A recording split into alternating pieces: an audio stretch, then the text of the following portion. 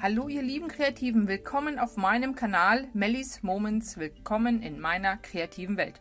Ja, euch hat letztes Mal das Video, dieses weihnachtliche Abstrakt-Video sehr gut gefallen mit mit der Sternchenform und das werde ich heute nochmal nutzen. Und heute habe ich mir neu gegönnt, das ist ja wirklich nicht sehr günstig, dieses Aquarellpapier von Arches in Einsatz. Das sind 300 Gramm in 14,8 mal 21 cm, also DIN A5. Ja, oft gesehen in vielen Videos. Ich bin sehr gespannt darauf, was dieses Papier so kann und macht. Ich habe mir das hier aufgeklebt und da ich heute mit einem ganz speziellen Werkzeug arbeiten möchte, habe ich die Rückseite genommen. Die ist nämlich etwas feiner als die Vorderseite. Ja. Und jetzt lege ich einfach mal los. Ich mache mir hier heute mal mein Sternchen noch mal rein. Ich zeichne den erstmal mit Bleistift vor und schaue mal, was ich später damit mache.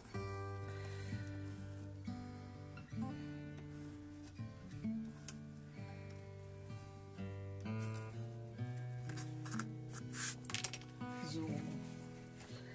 Dann werde ich mir hier noch mal die Nummer in größer darüber malen. Da fixiere ich mir hier jetzt einfach die Punkte, die zu sehen sind, und verbinde die.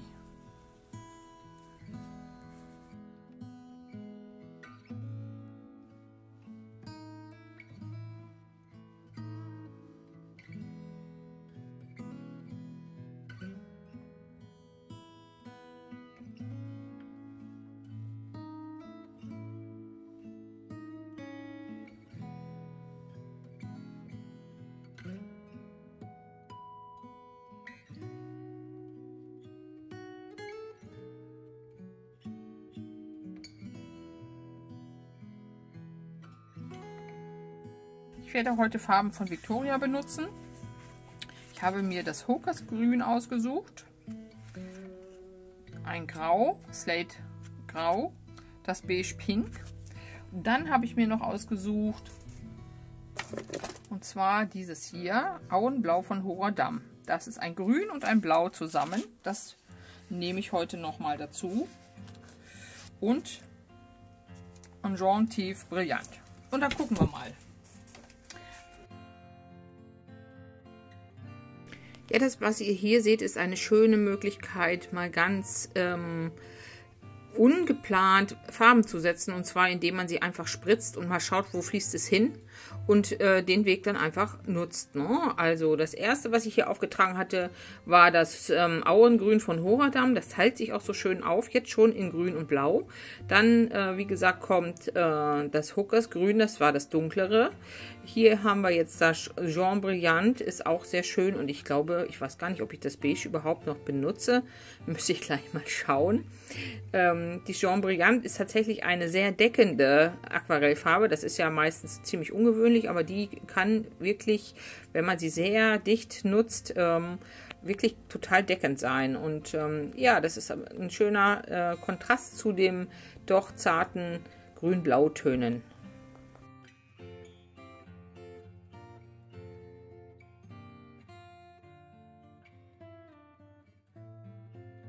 Ich halte das Bild immer mal wieder schräg, ich lasse die Farben laufen, schaue mal, wo sie so hinmarschieren, was das Ganze passiert. Das ist hier natürlich jetzt ordentlich schnell gespult, aber das ist eigentlich etwas, was total viel Spaß macht, zu schauen, wo gehen die Farben hin, wie reagieren die miteinander und. Ja, zu dem Papier kann ich sagen, das ist toll. Wirklich, man kann unfassbar viel damit anstellen, das verzeiht ganz viel. Man kann Farbe wegnehmen, zu viel Farbe drauf machen. Ihr werdet das hinterher sehen. Es kommt noch Schablontechnik bei mir in Einsatz und das Papier hält alles aus. Wirklich toll. Was mir tatsächlich ein klein bisschen besser gefällt bei den Hannemühlenpapieren ist, dass sie etwas weißer sind, also heller. Dieses hat schon einen sehr starken Cremeton. Hannemühle ist deutlich heller. Somit bleiben auch die Farben ein bisschen klarer. Es kommt jetzt immer darauf an, was man macht, was einem so gefällt. Und zu anderen muss ich jetzt mal ja, so sagen, Hannemühle ist ein deutsches Papier und dann sollten wir natürlich auch versuchen, unsere Produkte mal zu unterstützen. Ja, es ist toll, keine Frage. Ich kann jeden verstehen, der das sehr gerne nimmt, aber ich bleibe, glaube ich, trotzdem bei Hannemühle und habe da mein absolutes Lieblingspapier gefunden.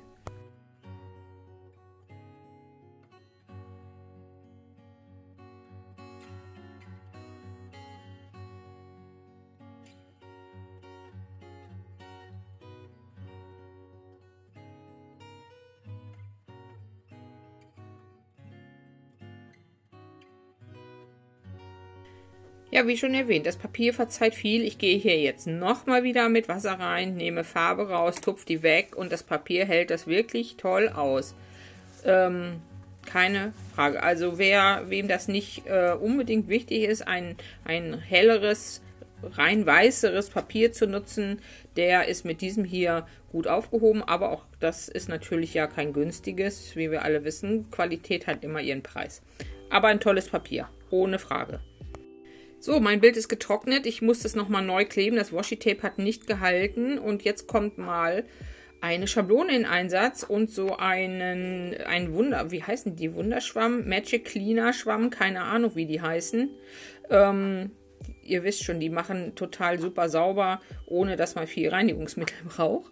Und in diesem Fall machen sie total super Farbe wieder weg. Ich wollte mal so ein bisschen andere Strukturen in das Bild hineinbekommen und ja, der Schwamm ist ganz leicht angefeuchtet, er ist nicht nass, nur leicht angefeuchtet und damit kann man auch ganz toll jetzt Farbe wieder wegnehmen und auch das macht dieses Papier richtig toll mit.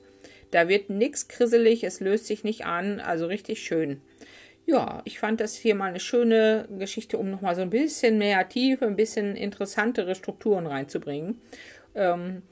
Hatte ich so die Idee und es hat sich ganz gut gemacht, finde ich.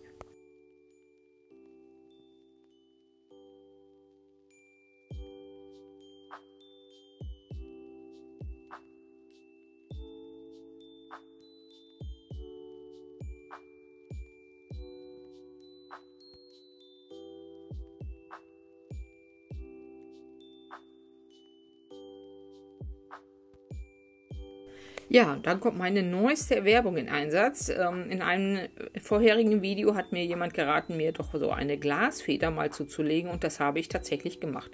Die findet man bei Amazon ohne Ende und ich nutze jetzt hier von Winsor Newton eine Tinte in einem Ultramarinfarben. Und ja, diese Feder hält wirklich die Farbe unglaublich lange. Man kann fast, ihr seht das jetzt gleich, wie lange ich mit dieser einen Füllung, will ich nicht sagen, mit dem einmal eintimpen in die Farbe hier malen kann. Also wirklich, bin ganz begeistert.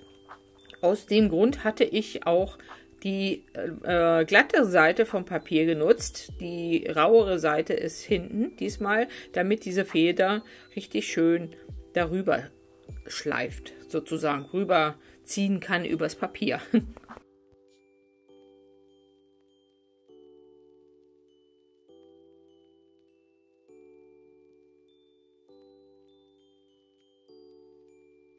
Ja, und dann habe ich etwas gemacht, wo ich mittendrin erst gedacht habe, oh Mist, ob das richtig war, dass du das gemacht hast.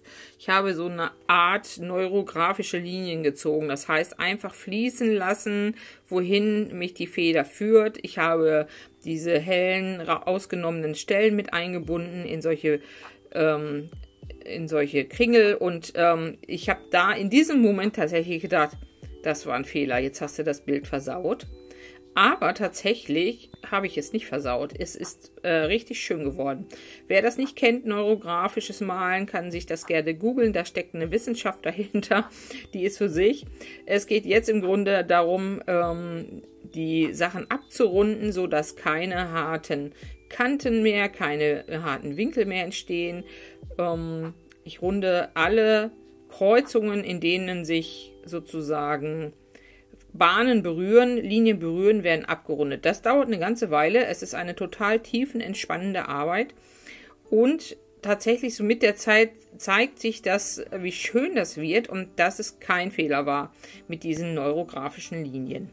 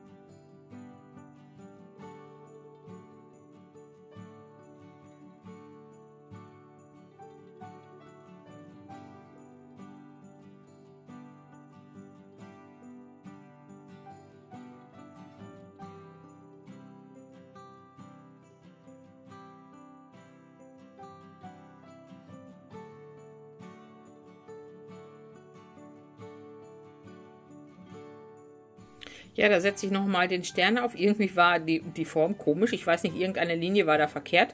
Aber das ist nicht schlimm. Das kriegt man super gut nochmal alles gerettet. Und ja, also wirklich eine absolut entspannende Sache, diese Linien zu ziehen und die Kurven zu malen sozusagen.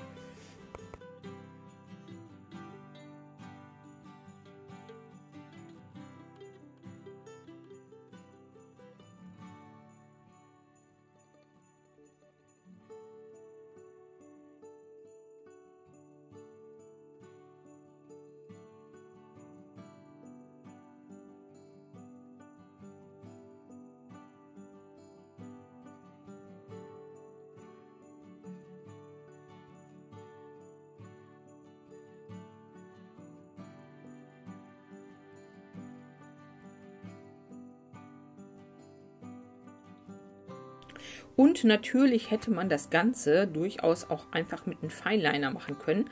Aber ich hatte noch etwas Besonderes vor. Ich wollte nämlich diese Tinte verlaufen lassen. Ich wollte nicht, dass es so bleibt, wie es hier aussieht, sondern ihr seht es, ich spritze hier jetzt Wasser drauf auf die Linien und gleich auch nochmal mit der Sprühflasche. Das sieht man leider nur im Bild nicht. Ihr werdet das nur sehen, wenn gleich auf einmal die Farbe anfängt zu laufen. Dann habe ich die Sprühflasche genommen. Und das macht also für mich den Kracher. Ne? Also hier in dem Moment sprühe ich mit der Sprühflasche und ihr seht, wie die Tinte anfängt zu laufen. Und ich finde, das macht einen super Effekt und das hat mir richtig gut gefallen. Ich lasse es noch ein bisschen laufen und dann wird es erstmal trocknen.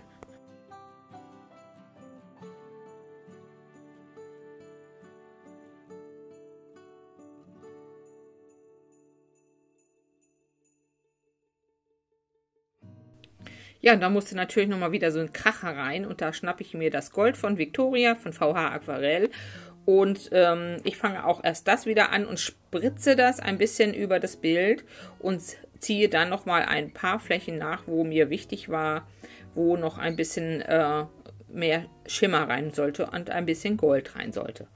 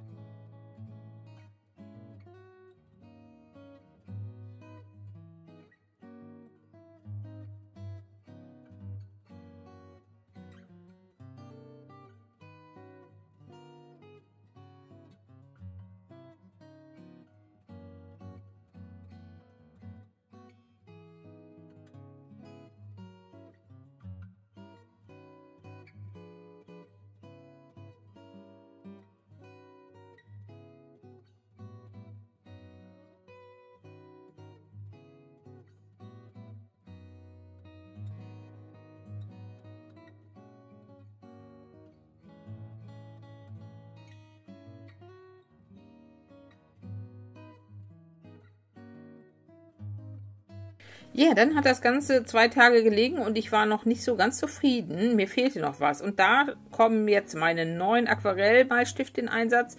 Habe ich noch nicht benutzt.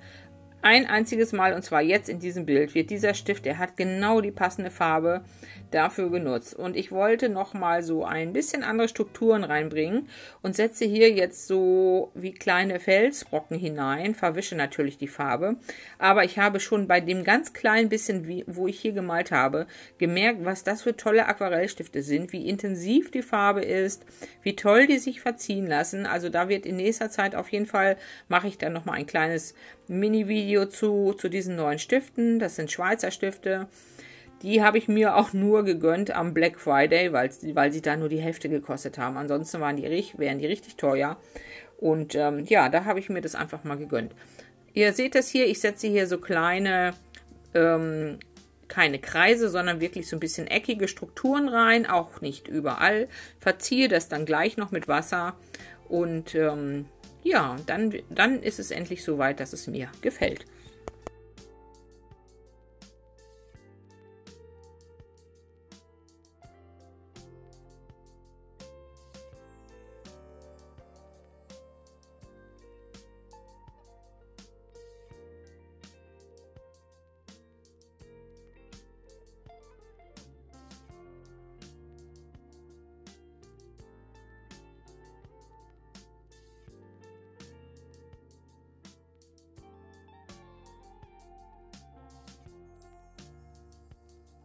Also die Farbe war dann teilweise so intensiv, dass ich sie dann tatsächlich nochmal wieder mit ein bisschen Papiertuch abgenommen habe, weil mir das dann zu brockig aussah. Und ja, so ein bisschen weggetupft war es dann gut.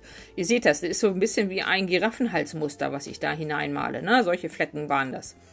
Ja.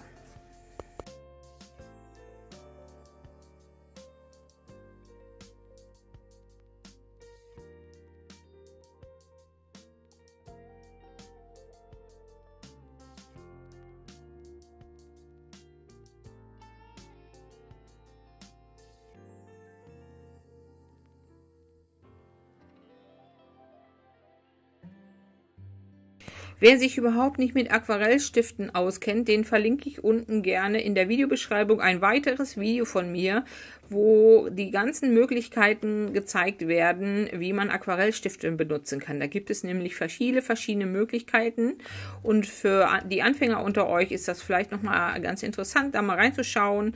Und ja, wie gesagt, in der Videobeschreibung findet ihr den Link zu dem Video mit den Aquarellstiften.